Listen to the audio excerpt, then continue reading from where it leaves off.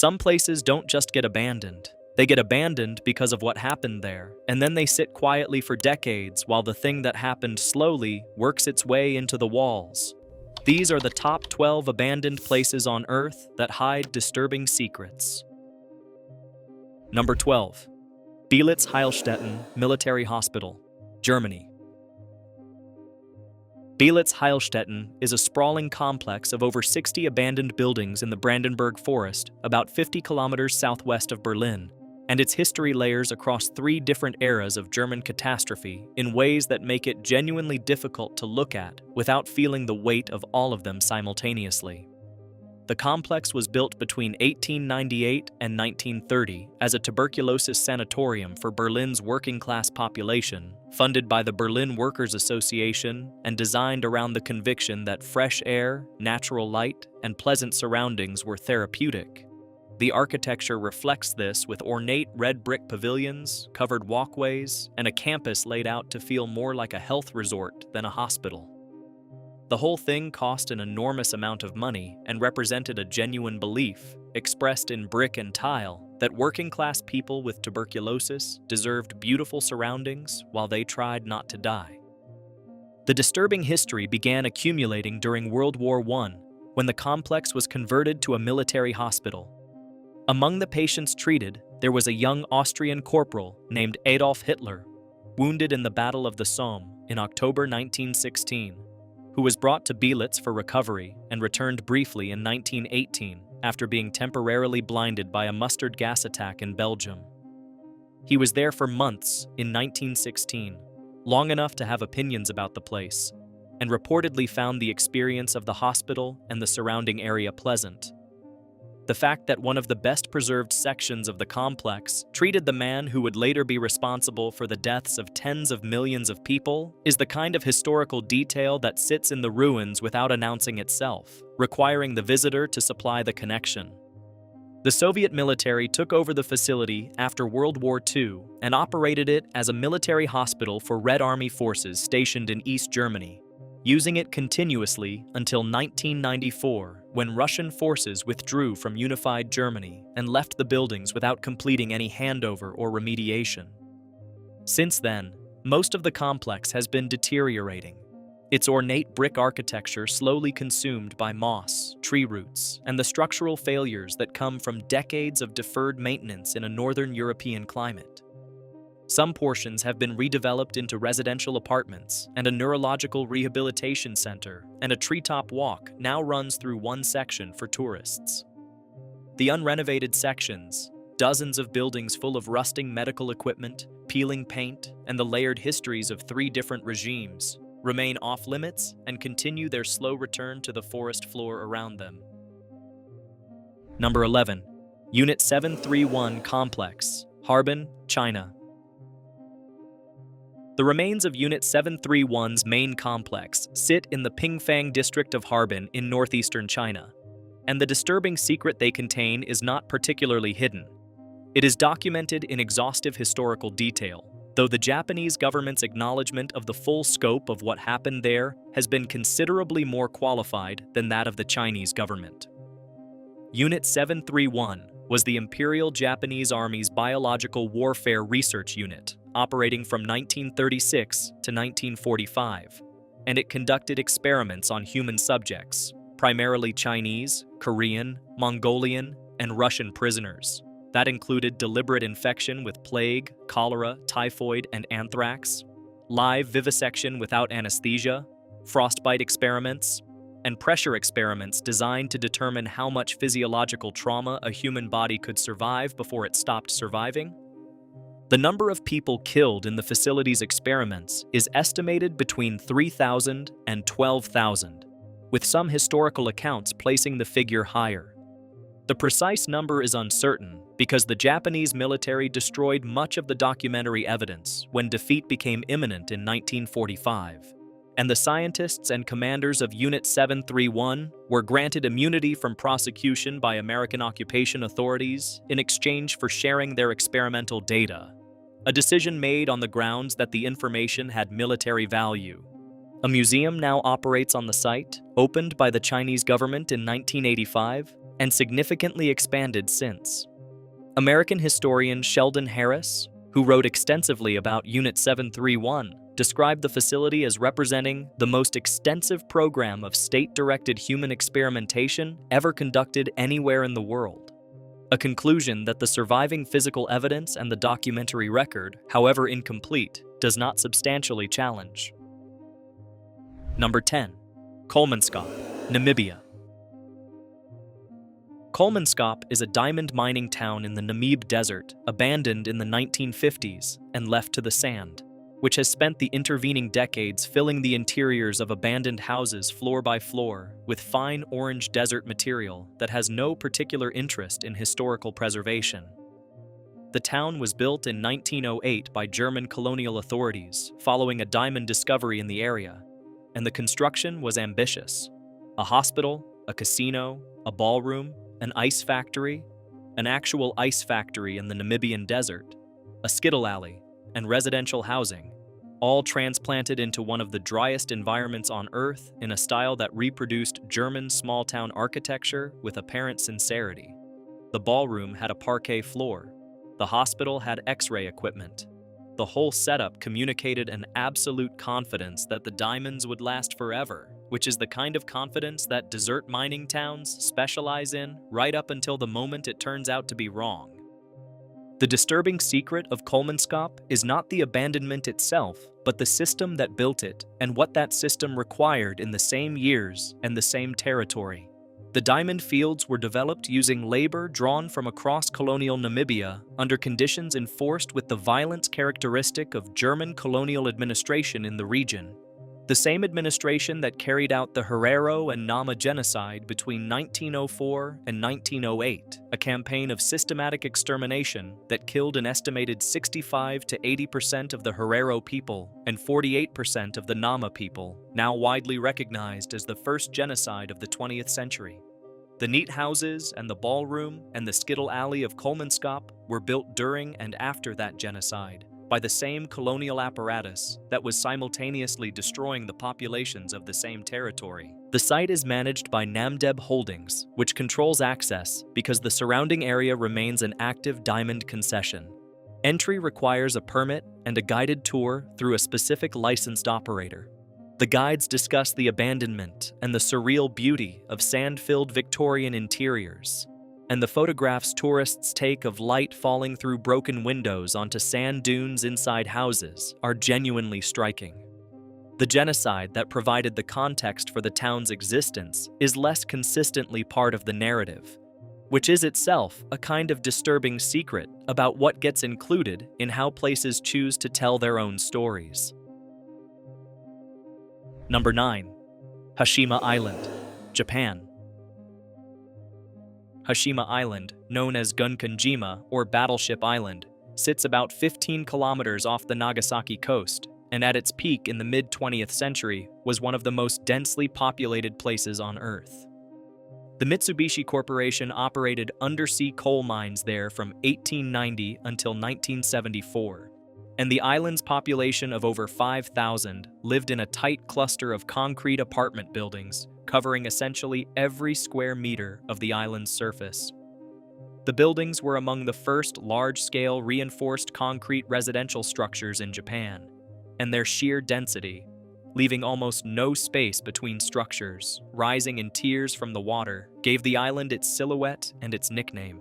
When the mines closed in 1974, the entire population left within months, walking away from furniture, clothing, personal belongings, and food on kitchen tables, and the island has been deteriorating since in the specific way of places that were abandoned mid-sentence. The disturbing secret inside Battleship Island's concrete ruins is its World War II history, one that the Japanese government has been significantly less forthcoming about than the island's industrial heritage, its dramatic ruins, and its UNESCO World Heritage status might suggest. During the war, Korean and Chinese workers were brought to Hashima under conditions that historians and Korean government officials have documented as forced labor. Men conscripted or deceived into coming to the island and then unable to leave, working in undersea mine shafts in dangerous conditions, confined by geography as much as by guards, in a system where the island's own isolation served as the most effective security measure available. When UNESCO designated Hashima as part of a collection of Meiji-era industrial sites in 2015, Japan agreed as part of the designation process to acknowledge the forced labor history of the industrial sites included in the listing. The subsequent implementation of that commitment at the Hashima Visitor Experience has been a continuing point of contention between Japan and South Korea, with South Korea arguing at multiple UNESCO committee meetings that Japan's interpretation panels have minimized rather than honestly addressed the forced labor history. The island is officially open to limited tourism through a small guided walkway along one edge. The full history of who built it and at what cost is considerably less accessible than the dramatic aerial photographs of crumbling concrete that have made it famous internationally. Number 8. Waverly Hills Sanatorium, Louisville, Kentucky.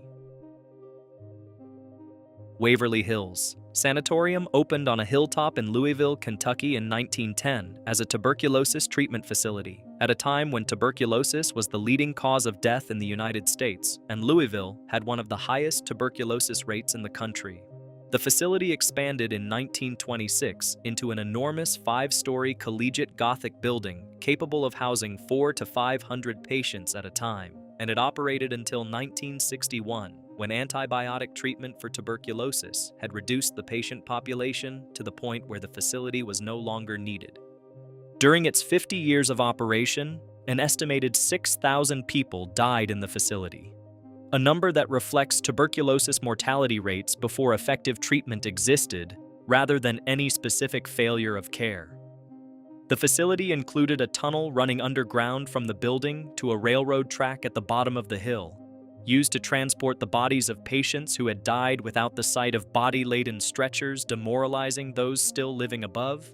The tunnel was about 500 feet long and had its own gravity assist cart system specifically so the work of removing the dead could be accomplished efficiently without passing through the building's inhabited areas, an engineering solution to the problem of maintaining morale in a facility where death was a daily occurrence. After tuberculosis treatment ended, the building briefly operated as a geriatric facility called Woodhaven Geriatric Center from 1962 to 1982, closing following a state investigation into reports of patient abuse that resulted in documented findings of neglect.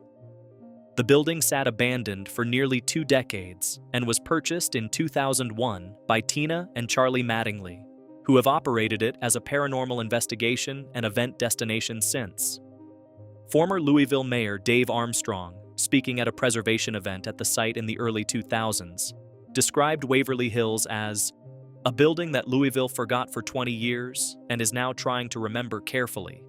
A diplomatic way of describing a structure with multiple layers of institutional history embedded in its architecture, alongside the genuine suffering of tens of thousands of patients who had nowhere else to go when tuberculosis had them. Number 7. Trans-Allegheny Lunatic Asylum, Weston, West Virginia. The Trans-Allegheny Lunatic Asylum in Weston, West Virginia is a massive Gothic revival building constructed between 1858 and 1881, using hand-cut stone blocks quarried on site by the patients who would eventually inhabit it, an arrangement considered progressive at the time, under the theory that outdoor labor was therapeutic. Designed by architect Richard Andrews based on the Kirkbride Plan, a treatment philosophy emphasizing large, airy, well-lit institutional buildings as therapeutic environments, the facility was intended for around 250 patients. By the mid-20th century, it was housing over 2,400, nearly 10 times that number, in conditions that had long since departed from any therapeutic aspiration. Court and inspection records from the 1950s through the 1980s document overcrowding, understaffing, inadequate heat in a West Virginia mountain climate that produces genuinely brutal winters, physical restraint of patients for extended periods using methods that would now be classified as abuse, and experimental psychiatric treatments, including frontal lobotomies performed without meaningful consent. The lobotomy procedure, developed by Portuguese neurologist Egas Moniz and popularized in the United States by Walter Freeman, who famously performed lobotomies using an ice pick inserted through the eye socket, was applied at facilities like Trans-Allegheny in the 1940s and 1950s with a confidence in its therapeutic value that the subsequent medical literature did not support. Patients who underwent the procedure at institutions like this one generally had no meaningful ability to object to it. The asylum closed in 1994 following a state review that found conditions impossible to justify under modern standards, and the building was purchased by Joe Jordan, who has operated it as a historic site and paranormal event venue since 2007. The tours discuss the institutional history with varying levels of detail. What is genuinely disturbing is not the Gothic architecture or the ghost stories that have accumulated around it, but how long the facility operated in conditions that were known to be inadequate and how slowly the institutional machinery moved to correct something that inspectors were documenting in detail year after year, decade after decade. Number 6. Hellingly Hospital, East Sussex, England. Hellingly Hospital in East Sussex was built between 1898 and 1903 as the East Sussex County Asylum, one of the large Victorian-era institutions built across Britain following the Lunacy Act of 1890, which mandated that counties provide institutional care for their mentally ill residents. It operated as a psychiatric facility for nearly a century before closing in 1994. And the disturbing history is both what happened there institutionally and what happened after the abandonment. The hospital was left largely intact after closure, and for over a decade became one of the most extensively photographed and most extensively vandalized abandoned sites in southern England. Urban explorers documented the deterioration of a building still containing medical records, patient files, and personal effects left behind when the institution closed.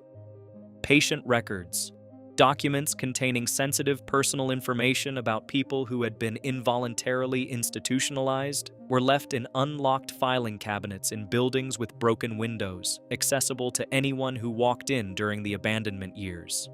The site was eventually purchased for residential development, and the main buildings were converted into apartments in the 2000s.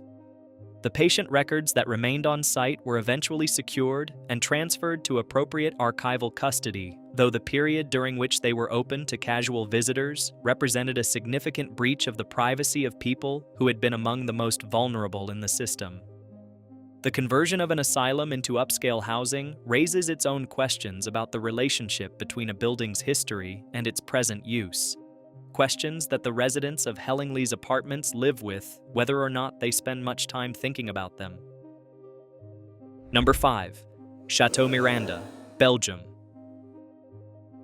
Château Miranda, also known as Château de Noisy, stood in the Ardennes region of Belgium as one of the most architecturally striking Gothic Revival buildings in Europe. A castle-like structure built in 1866 by a French aristocratic family with towers, turrets, pointed arches, and an overall silhouette that made it one of the most photographed abandoned buildings in the world before its demolition in 2017. The disturbing secret of Château Miranda was its 20th century function.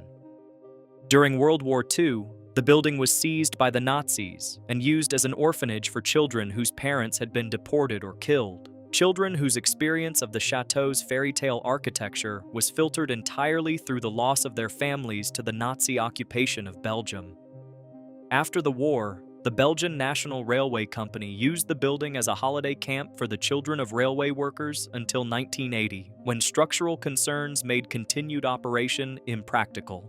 The building was abandoned after 1991, when the railway company stopped using it, deteriorated through 2 decades despite preservation campaigns, and was demolished in 2017, actively taken down rather than abandoned to ruin, which in its own way is a more deliberate ending than many buildings receive.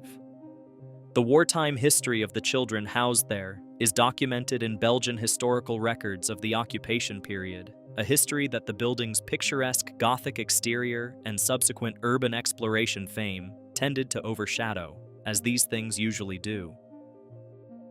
Number 4. Poveglia Island, Italy. Poveglia is a small island in the Venetian lagoon between Venice and the Lido, and it has accumulated one of the darker documented histories of any island in European waters. The island served as a quarantine station during Venice's repeated outbreaks of bubonic plague, most extensively during the 14th and 17th centuries, with plague victims and suspected carriers transported there to live or die in isolation. Mass graves were dug across the island, and when those filled, bones were burned and mixed with the soil, a fact confirmed by 20th century excavations, which found charred skeletal remains mixed throughout the island's topsoil, in quantities suggesting tens of thousands of deaths on site across the centuries of quarantine use.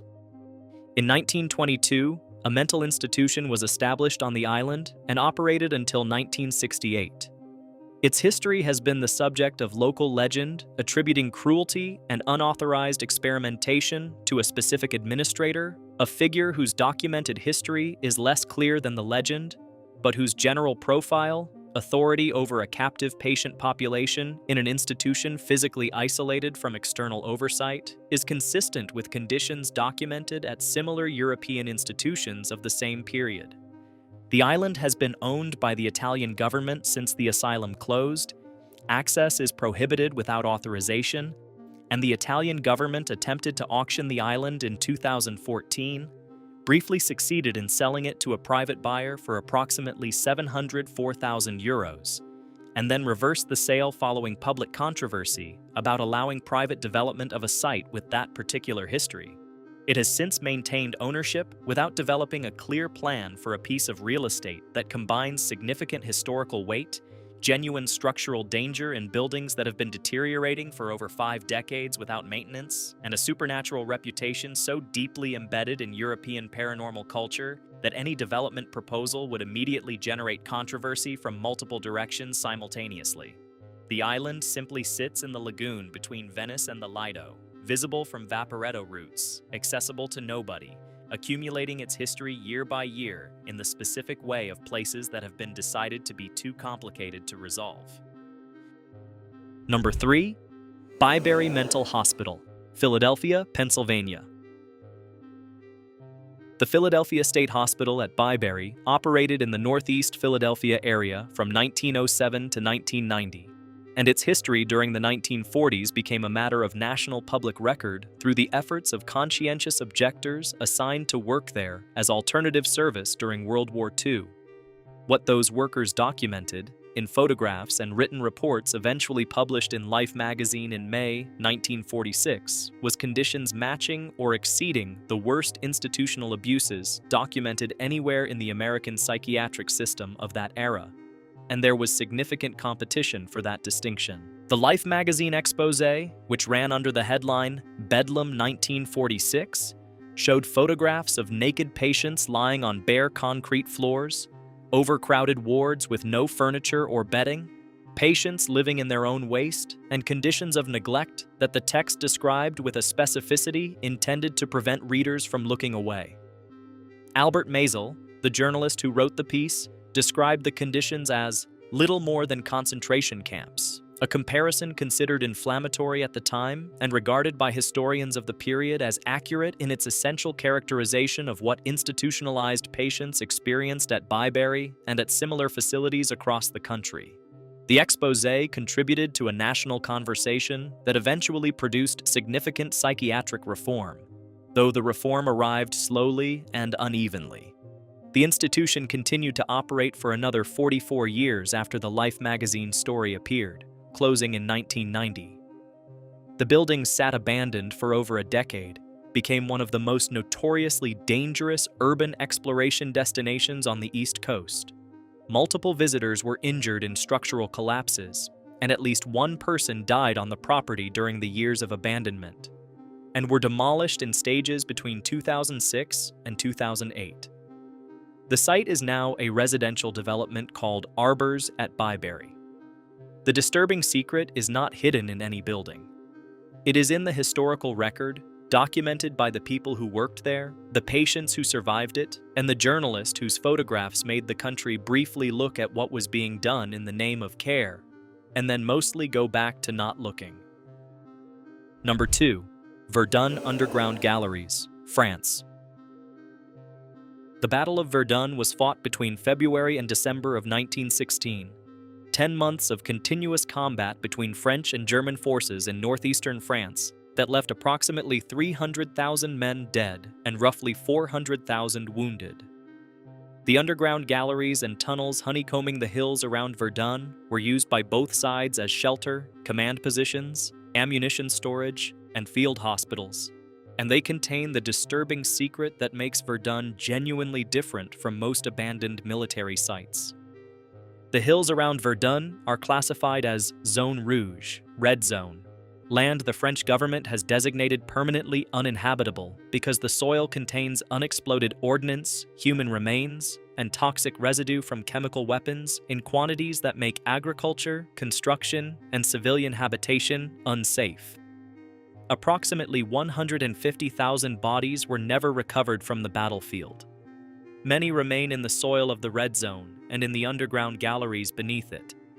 The Douaumont ossuary holds the collected skeletal remains of over 130,000 unidentified French and German soldiers, with additional remains still being found in the surrounding area annually. Entering the underground galleries without authorization is illegal, and the French government actively enforces the prohibition because the risk from unexploded ordnance and structural collapse is genuine and documented. The quantity of unexploded material in the soil is estimated to require another 300 to 700 years at current clearance rates to fully remediate. Former French deminers working the Verdun zone have described the experience as working in a landscape where the ground itself is the weapon, which captures the specific quality of a place where an industrial-scale battle was fought so intensively that a century of subsequent effort has not yet separated the land from the war. Number 1. Salton Sea, Bombay Beach, California, USA. Bombay Beach sits on the eastern shore of the Salton Sea in California's Imperial Valley, and the disturbing secret it holds is not a single event, but an ongoing, slow-motion environmental and human catastrophe that the state of California has been managing with decreasing success for decades. The Salton Sea was created by accident in 1905 when an irrigation canal failure sent the Colorado River pouring into the below-sea-level Salton Sink for nearly 2 years, creating an inland lake in one of the hottest, driest environments in North America. In the 1950s, developers marketed it as the California Riviera, and for a brief period, it was a genuine recreational destination with yacht clubs, resorts, waterfront properties, and Bing Crosby photographed fishing there, the kind of celebrity endorsement that turns a desert lake into a real estate opportunity. The lake has no natural outflow. Agricultural runoff from the surrounding Imperial Valley farms, fertilizer, pesticides, selenium leached from irrigated desert soil, has been accumulating in it for over a century, increasing salinity to levels beyond what ocean water contains, creating conditions that have produced catastrophic fish die-offs and bird die-offs documented in numbers that strain credulity, hundreds of thousands of tilapia washing up at once, tens of thousands of migratory birds dead on the same shoreline. The beaches of Bombay Beach are not sand, they are compressed fish bones and salt crystals, white and fine underfoot, and the smell of hydrogen sulfide from the lake's decomposing biological material is present on most days in most seasons. People who visit without being warned about the smell find it difficult to stay long enough to appreciate the landscape. The approximately 200 remaining residents of Bombay Beach live in a community that has been economically devastated, environmentally compromised, and complicated in the past decade by the artists and documentary filmmakers drawn to its post-apocalyptic aesthetic. The Bombay Beach Biennale, an informal arts festival that began around 2016, has installed sculptures and art pieces throughout the abandoned and semi-abandoned infrastructure of the town, creating the specific surreal effect of contemporary gallery work set against the ruins of a 1950s vacation resort on the shore of a dying lake. Environmental journalist Mark Arax, who has written about the California water system and the Salton Sea's deterioration for decades, described Bombay Beach as the place where California's promises to its interior went to die. which is both vivid journalism and an accurate description of what a century of agricultural policy, water rights law, and deferred environmental consequences looks like when it concentrates on the shore of an accidental lake in the desert. If you found this one worth watching, hit like and subscribe. There's a lot more of this history out there that most people never look for.